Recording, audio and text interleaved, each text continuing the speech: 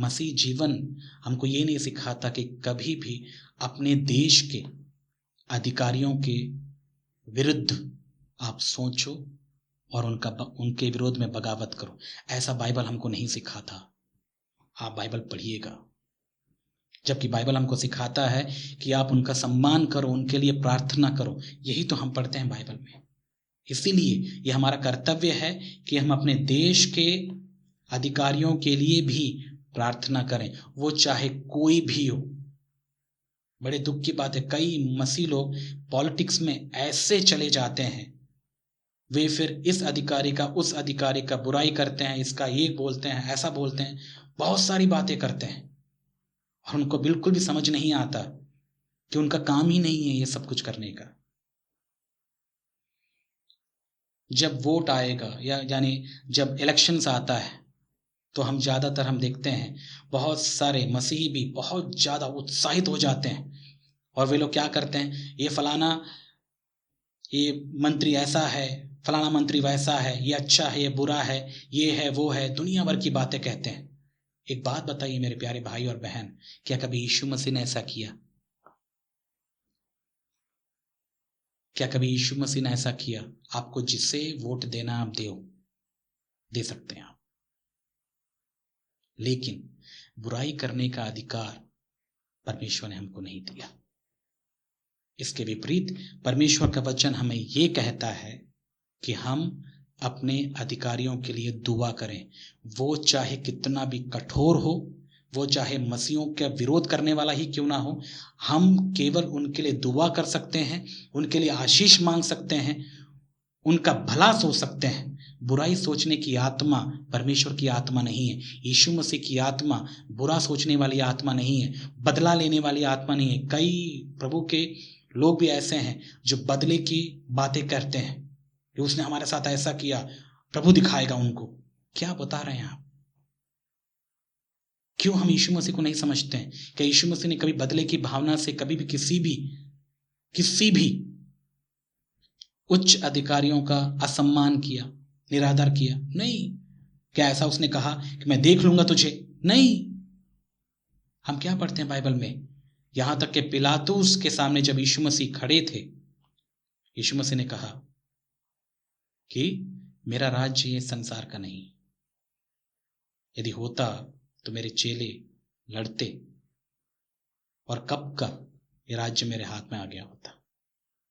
इससे हमको एक बात पता चलता। और उसके बाद यदि हम आगे पढ़ें, क्रूस पर यीशु मसीह ने बहुत अच्छा हमारे लिए एक उदाहरण छोड़कर गए। वो ये, जब लोग उसको सता रहे थे, कभी भी उसके अंदर एक बदले की भावना से उनको धमकियां उन्होंने नहीं दिया, जबकि यीशु मसीह ने कहा, पिता इन्हें क्षमा कर, वे नहीं जानते हैं क्या कर रहे हैं। ये है मसीहत। और हम ऐसे यीशु मसीह का अनुसरण करते हैं। बदला लेना हमारा काम नहीं है, क्षमा करना हमारा काम है, प्रेम करना हमारा काम है, उनके लिए भला सोचना हमारा काम है। आए दिन हम ये बात सुनते हैं, मसीहों के साथ ऐसा किया गया, मसीहों को सताया गया, उन लोगों ने ऐसा किया, ये पार्टी के लोगों ने ऐसा किया। अब आप बताइए इसका रिस्पॉन्स हम कैसे दें? कई मसीह लोग बदला लेने की भावना से कुछ भी बक जाते हैं, कुछ भी उनके विरोध में बोल देते हैं। क्या ऐसा हमको प्रभु सिखाता है? नहीं।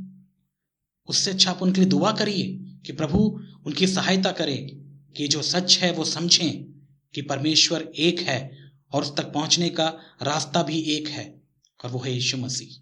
हम दुआ करें, परमेश्वर उनकी आंखें खोलेगा। जैसे हमने जाना प्रभु को, वैसा वे भी जान पाएंगे। उसके बाद ऐसा सताव नहीं होगा।